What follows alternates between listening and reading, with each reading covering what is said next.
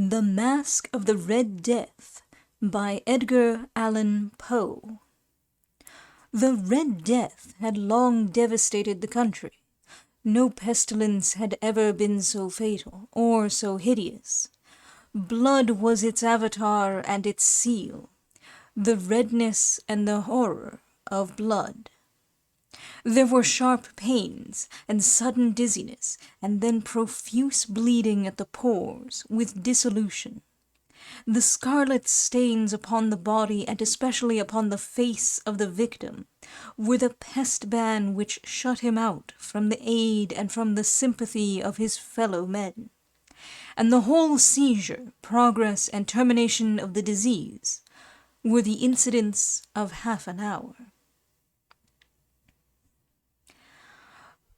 But the Prince Prospero was happy and dauntless and sagacious. When his domains were half depopulated, he summoned to his presence 1,000 hale and light-hearted friends from among the knights and dames of his court, and with these retired to the deep seclusion of one of his castellated abbeys. This was an extensive and magnificent structure, the creation of the prince's own eccentric yet august taste. A strong and lofty wall girdled it in. This wall had gates of iron. The courtiers, having entered, brought furnaces and massy hammers and welded the bolts. They resolved to leave means neither of ingress or egress to the sudden impulses of despair or of frenzy from within. The abbey was amply provisioned. With such precautions the courtiers might bid defiance to contagion. The external world could take care of itself. In the meantime it was folly to grieve or to think. The prince had provided all the appliances of pleasure. There were buffoons, there were improvisatori, there were ballet dancers, there were musicians, there was beauty, there was wine. All these and security were within. Without was the Red Death. It was toward the close of the 5th or 6th month of his seclusion, and while the pestilence raged most furiously abroad, that the Prince Prospero entertained his 1,000 friends at a masked ball of the most unusual magnificence. It was a voluptuous scene, that masquerade. But first let me tell of the rooms in which it was held. There were 7, an imperial suite. In many palaces, however, such suites form a long and straight vista, while the folding doors slide back nearly to the walls on either hand, so that the view of the whole extent is scarcely impeded. Here the case was very different, as might have been expected from the Duke's love of the bizarre. The apartments were so irregularly disposed that the vision embraced but little more than one at a time. There was a sharp turn at every 20 or 30 yards, and at each turn a novel effect. To the right and left, in the middle of each wall, a tall and narrow Gothic window looked out upon a closed corridor, which pursued the windings of the suite. These windows were of stained glass, whose color varied in accordance with the prevailing hue of the decorations of the chamber into which it opened. That at the eastern extremity was hung, for example, in blue, and vividly blue were its windows. The second chamber was purple in its ornaments and tapestries, and here the panes were purple.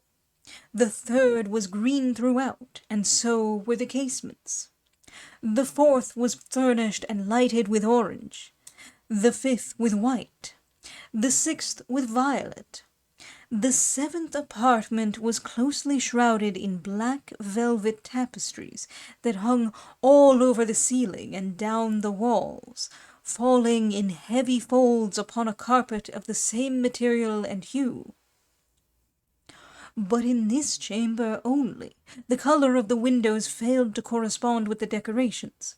The panes here were scarlet, a deep blood color.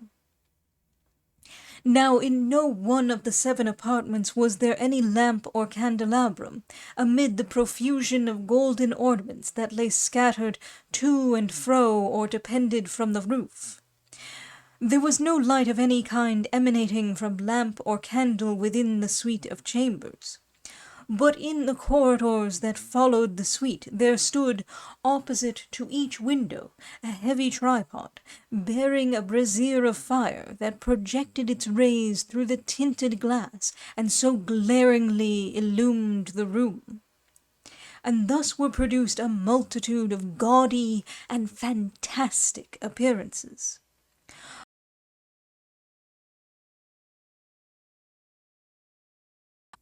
But in the western or black chamber, the effect of the firelight that streamed upon the dark hangings through the blood-tinted panes was ghastly in the extreme, and produced so wild a look upon the countenances of those who entered, that there were few of the company bold enough to set foot within its precincts at all. It was in this apartment, also, that there stood against the western wall a gigantic clock of ebony. Its pendulum swung to and fro with a dull, heavy, monotonous clang, and when the minute hand made the circuit of the face, and the hour was to be stricken, there came from the brazen lungs of the clock a sound which was clear and loud and deep and exceedingly musical, but of so peculiar a note and emphasis that, at each lapse of an hour, the musicians of the orchestra were constrained to pause momentarily in their performance, to hearken to the sound. And thus the waltzers perforce ceased their evolutions, and there was a brief disconcert of the whole gay company. And while the chimes of the clock yet rang, it was observed that the giddiest grew pale, and the more aged and sedate passed their hands over their brows, as if in confused reverie or meditation. But when the echoes had fully ceased, a light laughter at once pervaded the assembly. The musicians looked at each other and smiled as if at their own nervousness and folly, and made whispering vows, each to the other, that the next chiming of the clock should produce in them no similar emotion. And then, after the lapse of 60 minutes, which embrace 3,600 seconds of the time that flies, there came yet another chiming of the clock, and then were the same disconcert and tremulousness and meditation as before. But in spite of these things, it was a gay and magnificent revel. The tastes of the Duke were peculiar. He had a fine eye for colours and effects. He disregarded the decora of mere fashion. His plans were bold and fiery, and his conceptions glowed with barbaric lustre. There are some who would have thought him mad. His followers felt that he was not. It was necessary to hear and see and touch him to be sure that he was not.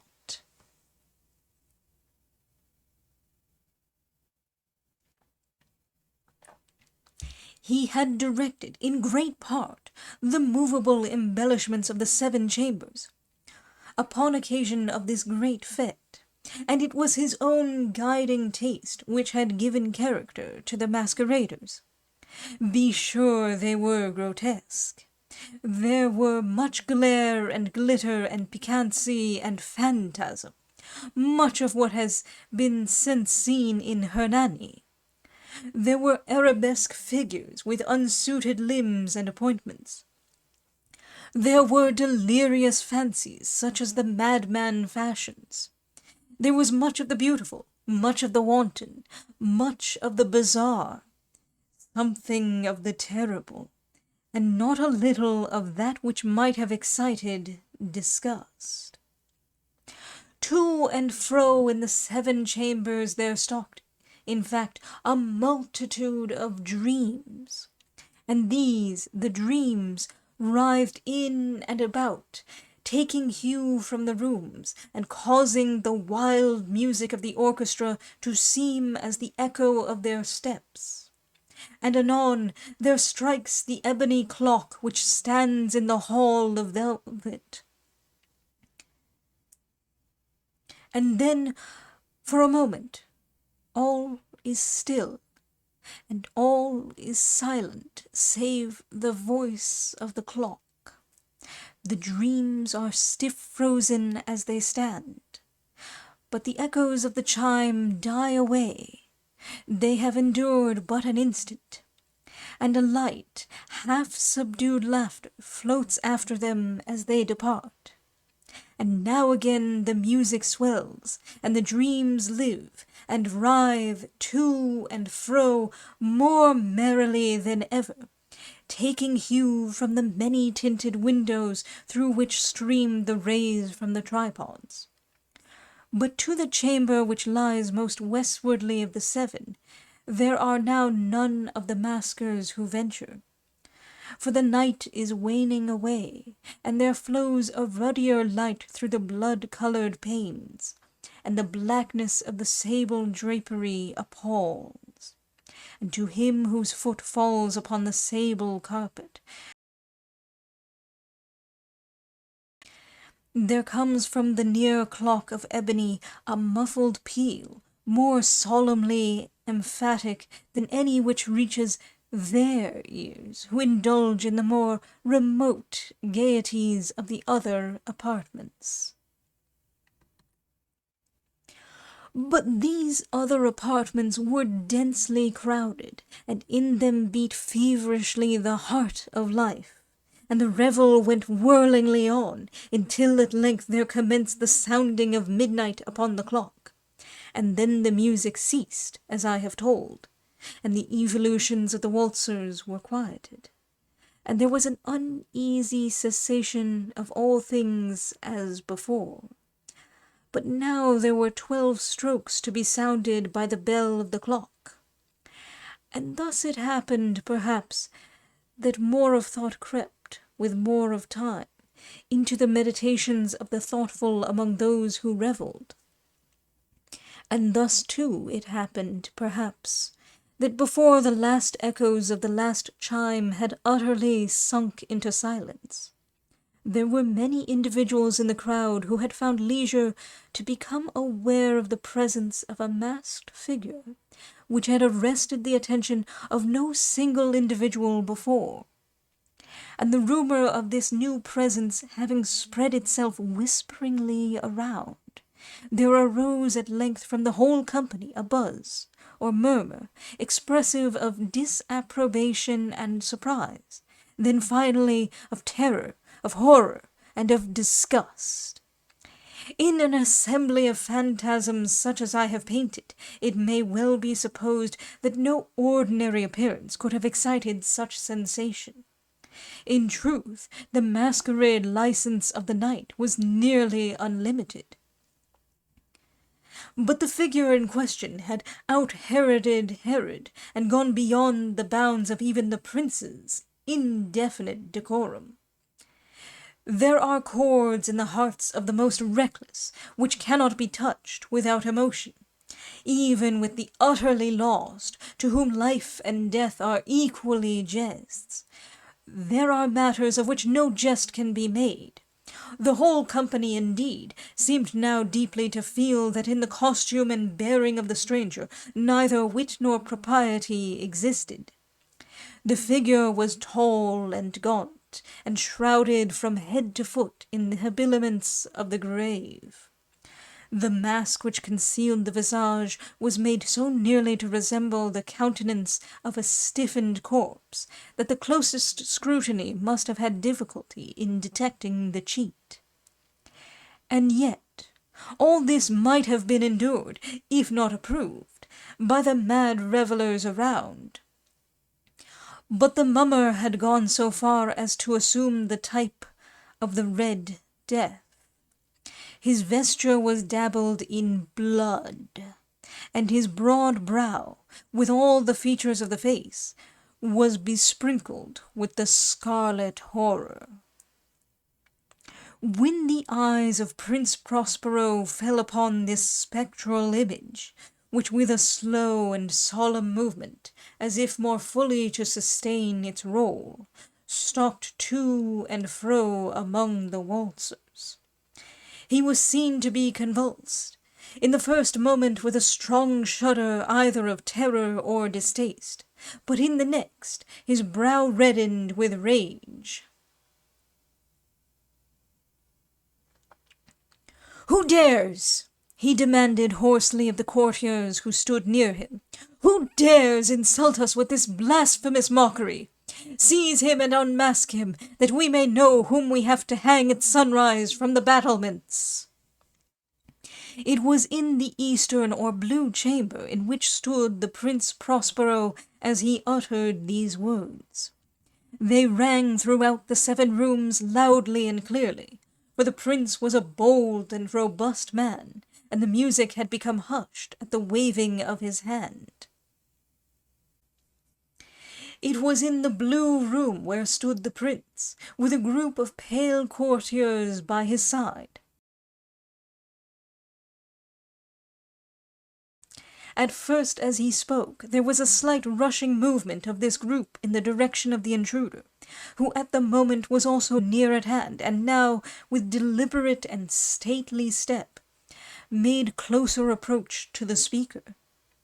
But from a certain nameless awe with which the mad assumptions of the mummer had inspired the whole party, there were found none who put forth hand to seize him, so that, unimpeded, he passed within a yard of the prince's person, and, while the vast assembly, as if with one impulse, shrank from the centres of the rooms to the walls, he made his way uninterruptedly, but with the same solemn and measured step which had distinguished him from the first, through the blue chamber to the purple, through the purple to the green, through the green to the orange, through this again to the white, and even thence to the violet, ere a decided movement had been made to arrest him. It was then, however, that the Prince Prospero, maddening with rage and the shame of his own momentary cowardice, rushed hurriedly through the 6 chambers, while none followed him on account of a deadly terror that had seized upon all.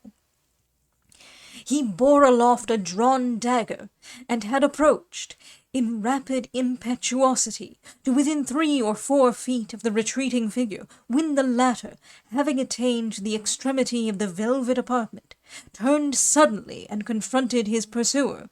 There was a sharp cry, and the dagger dropped gleaming upon the sable carpet, upon which, instantly afterwards, fell prostrate in death the Prince Prospero. Then, summoning the wild courage of despair, a throng of the revellers at once threw themselves into the black apartment, and seizing the mummer, whose tall figure stood erect and motionless within the shadow of the ebony clock, gasped in unutterable horror at finding the grave cerements and corpse-like mask which they handled with so violent a rudeness, untenanted by any tangible form. And now was acknowledged the presence of the Red Death. He had come like a thief in the night, and one by one dropped the revellers in the blood-bedewed halls of their revel, and died each in the despairing posture of his fall. And the life of the ebony clock went out with that of the last of the gay, and the flames of the tripods expired, and darkness and decay and the Red Death held illimitable domain over all.